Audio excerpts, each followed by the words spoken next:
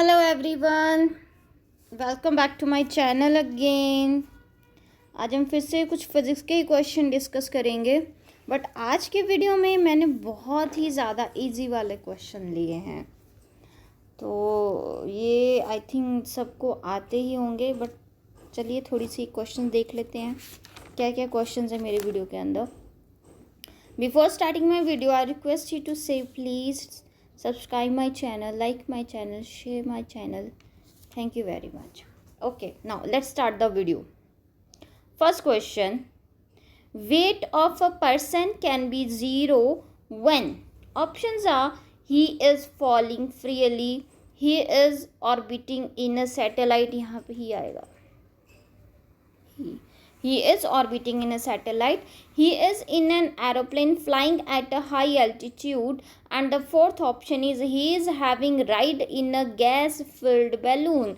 Options are A option है कि 1 and 2 are correct, B option है 1 and 4 are correct, C option है 1 to 4 are correct, and D option is कि 1 2 3 and 4 all are correct. तो आपको बताना है weight of the person can be zero. चार ऑप्शंस हैं, चार कंडीशंस दे रखी हैं। इन चारों कंडीशंस में से कौन कौन सी कंडीशंस हैं जिसमें पर्सन का वेट ज़ीरो होता है। Read the question carefully. आपका करेक्ट आंसर है answer A, that is 1 and 2. He is falling freely and he is orbiting in a satellite. इन दो कंडीशंस में पर्सन का वेट ज़ीरो होगा। Next question is mountain roads wind up gradually and do not go straight up because A option, it is easier to construct winding roads. B option, winding roads offer more friction making driving easier. C option, on winding roads less force is needed to overcome gravity. And the D option is the chances of the accident are less on the winding roads. Read my question carefully again and tell me the answer. कौन सा answer होगा इसमें correct answer? The correct answer is on winding the roads less force is needed to overcome gravity. Question number 3 is the period of the revolution of a geostationary satellite is क्या होगा? 24 our, 30 days, 365 days या फिर changing continuously? क्या है period of revolution of the geostationary satellite? 4 options you have given. Which is the correct answer here? Option A, that is a 24 hour. This is the correct option. Now move to the next question. Question number 4. If an apple is released from an orbiting spaceship, it will option A fall towards the earth, option B move along with the spaceship at the same speed, option C move at a higher speed, and the option D is move at a lower speed. Which is the correct option here?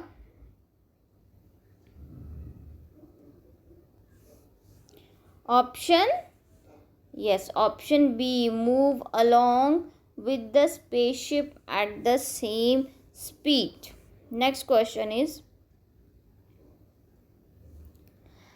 the f number in a photographic camera equal to option A, diameter of the aperture, option B, reciprocal of the diameter of the aperture, option C, the focal length of the lens divided the diameter of the aperture, या फिर option D, the product of the focal length and the diameter of the aperture. इसमें से correct option कौन सा है? Correct option is option C, the focal length of the lens divided the diameter of the aperture. Question number 6 is the reflection of a photographic camera coated black to avoid. क्या avoid करना चाहते हैं हम?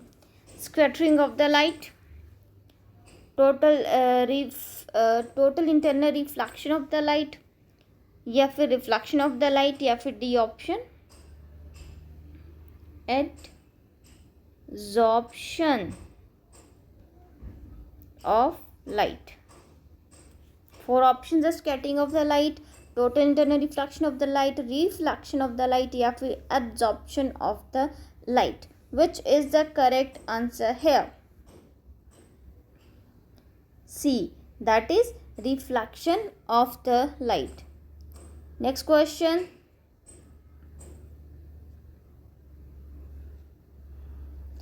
Question number 7. A photoelectric cell converts. Photoelectric cell क्या convert करता है?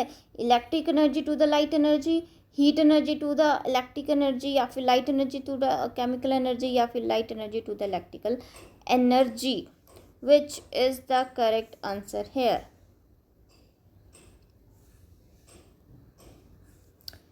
Light energy to the electric energy. Correct. Next question. Radio activity has application in कौन कौन से फील्ड के अंदर रेडियो एक्टिविटी टेक्निक यूज़ की जाती है? मेडिसिन में, एग्रीकल्चर में, इंडस्ट्री में या फिर हर इन तीनों के अंदर? All of these.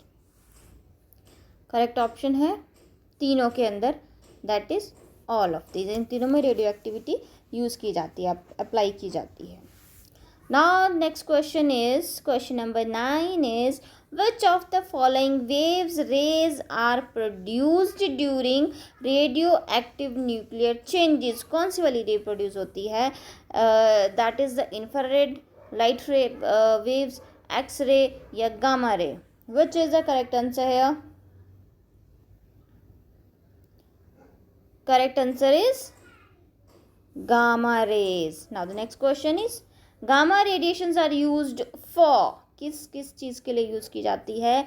Sterilising food stuff, controlling pest, cancer therapy या फिर all of these. Gamma radiation इनमें से कहाँ कहाँ यूज़ की जाती है या फिर सब में यूज़ की जाती है? बताइए. Yes, answer is all these. Sterilising में भी, कंट्रोलिंग पेस्ट में भी और कैंसर थेरेपी में भी, इन सब चीज़ों में गामा रेडिएशन यूज़ होती है. Next question is the radio isotopes are. क्या होंगे रेडियो आइसोटॉप्स? ए ऑप्शन है isotope that are the radio active. B option है some nuclei which emit the radio waves. C option is जो that is isotope use in the radio sets. And D option है कि none of these. बताइए मुझे इनमें से correct option कौन सा है गाइस? जल्दी बताइए. The correct option is isotope that are radioactive. Radioactive जो होते हैं वो उनको हम रेडियो आइसोटॉप्स बोलते हैं. Radioactive isotopes are called the radio isotopes. Next, question number 12 is, read carefully, try to give the answer. Question number 12 is, the two isotopes of uranium 235 and uranium 238 have an या a क्या? Equal number of proton, equal number of neutron, different number of electron या फिर equal number of neutron and proton. बताइए कौन से वाला correct है इसमें? इजी है बहुत ही क्वेश्चन. करेक्ट ऑप्शन है option A, that is equal number of proton. Let's move to the next question. Question number 13. There is no Doppler effect for sound when? कब होगा no Doppler effect for sound? कब? Options ध्यान से पढ़िए.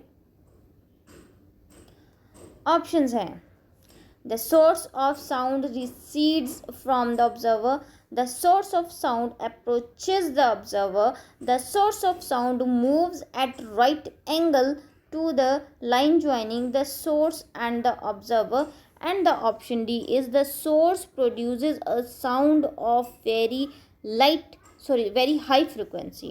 The source produces a sound of very high frequency. So 4 options we have given, read it carefully और आप बताइए कि आपका साउंड के लिए कब डॉपलर इफेक्ट नहीं होगा, कौन सी कंडीशन में डॉपलर इफेक्ट नहीं होगा. Answer is option C. जब हमारे पास क्या होगा कि जो सोर्स है, सोर्स ऑफ द साउंड, वो राइट एंगल है to the line joining the source and the observer. Next question, आपको कुछ लिस्ट दे रखी होगी, उसको मैं आपको मैच करने हैं, फिजिकल क्वांटिटी है और उनके यूनिट्स हैं। Let's see. देखिए यहाँ पे आपको दो लिस्ट दे रखी है। पहली लिस्ट में क्वांटिटी दे रखी है आपको, ये आपको यहाँ पे क्वांटिटीज़ दे रखी हैं, यहाँ पे आपको यूनिट्स दे रखी हैं। आपको मैच करना है कि किसकी कौन सी वाली है। बहुत ईजी है, सबको ही पता होगा। फोर्स की क्या होती है, न्यूटन। एनर्जी की क्या होती है, जाउल। पावर की क्या होती है, वॉट। प्रेशर की क्या होती है, पास्कल। तो आपके पास इसमें से करेक्ट आंसर कौन सा है, बताइए। आपका करेक्ट आंसर है option C. Right guys, good, this is a correct option. Now next question is, let's start. Question number 15 is, अब ये क्या है। Enriched uranium means uranium that has been enriched in the isotope. कौन से वाले में, option A uranium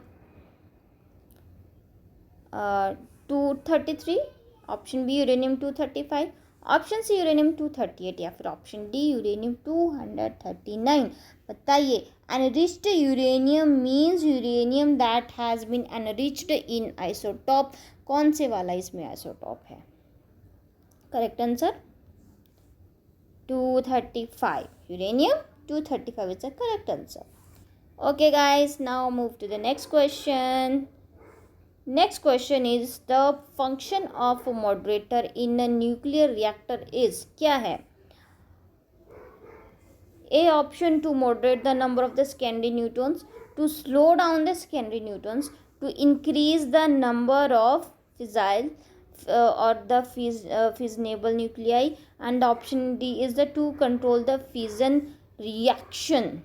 The function of the moderator क्या होगा, न्यूक्लियर रिएक्टर के अंदर हम मॉडरेटर यूज़ करते हैं तो उसको किस चीज़ के लिए, क्या करने के लिए हम उसमें यूज़ करते हैं उसको, मॉडरेटर को। Answer guys,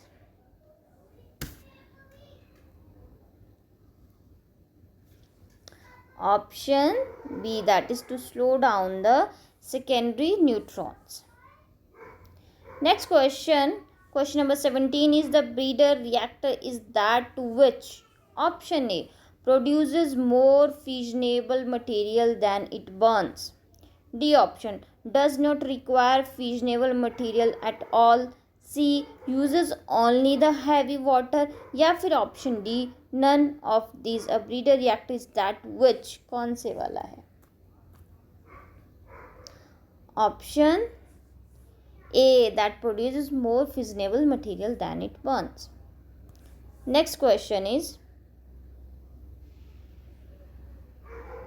radioactive carbon technique is used to estimate the age. को इसकी एज को एस्टिमेट करते हैं, रॉक्स की, सॉइल की, फॉसिल की, बिल्डिंग की।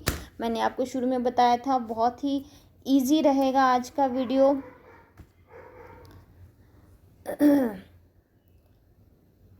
तो इसमें जो करेक्ट ऑप्शन है that is fossils. Next question, the age of the earth can be determined by, age of the earth हम कैसे डिटरमाइन कर सकते हैं, यूरेनियम डेटिंग से, कार्बन डेटिंग से, एटॉमिक क्लॉक से, या फिर बायोलॉजिकल क्लॉक से। बताइए कैसे हम इसको पता लगा सकते हैं। Option A, that is the uranium dating. Next question is, the process of the splitting up of a heavy nuclei into roughly 2 equal fragments with the emission of energy is called, the process of splitting up of a heavy nuclei into roughly 2 equal fragments with the emission of the energy is called, क्या बोलते हैं, transmutation, fission, fusion, या फिर implosion. क्या बोल सकते हैं हम इसमें से, this is called the fusion. Very easy question. The process of fusion occurs mainly इन, कहाँ यूज होता है फ्यूजन, आपके न्यूक्लियर रिएक्टर में यूज होता है, आपके केमिकल रिएक्शंस में यूज़ होता है, और ऑप्शन ई बता देती हूँ। सी ऑप्शन है आपका कि आपके हाइड्रोजन बॉम्ब में यूज़ होता है, या फिर डी ऑप्शन है कि आपका सन में होता है ये फ्यूजन। कौन से उसमें होता है आप बताइए मुझे। द हाइड्रोजन बॉम्ब, द सन। तो इन चार ऑप्शन में से आपका करेक्ट ऑप्शन कौन सा होगा। फ्यूजन जो प्रोसेस है मेनली कहाँ होता है, न्यूक्लियर रिएक्टर में, केमिकल रिएक्शंस में, हाइड्रोजन बॉम्ब में, या फिर सन में। It mainly occur in the nuclear reactors. ठीक है, this is the correct option, option A. Next question is an astronaut on a space walk changes his direction कैसे। Option A है by moving the limbs in the opposite direction, by moving his limbs in the same direction, bye using a hand rocket, या फिर by remote control from within the ship. Tell me how an astronaut on a space walk changes his direction. कौन सा option correct है आपका। Option C, that is by using a hand rocket. Next question, the self manoeuvring unit used by an astronaut works on the Newton's. कौन सा law है, first law, second law, third law, या फिर the law of the gravitation. Correct answer कौन सा है, C, that is the third law of motion. Next question है आपके पास दे रखा है कि मान लो let W P and the W E, ये दोनों आपके पास क्या है, वेट ऑफ द बॉडी है। कहाँ पे, डब्ल्यू पी है पोल के ऊपर जो बॉडी का वेट है, और डब्ल्यू ई है आपका जो इक्वेटर के ऊपर जो वेट होगा किसी बॉडी का। ठीक है ना। So if earth were not rotating, तो मान ली अगर आपकी अर्थ रोटेट ही नहीं कर रही है, अर्थ आपकी रोटेट नहीं कर रही है, तब आपका जो वेट होगा एट द पोल और जब वेट होगा एट द इक्वेटर, दोनों में क्या क्या होगा। तब नीचे आपको ऑप्शंस पूछे हुए हैं कि आपका जो पोल के वेट है W P would be more, हाँ, the W P would be more.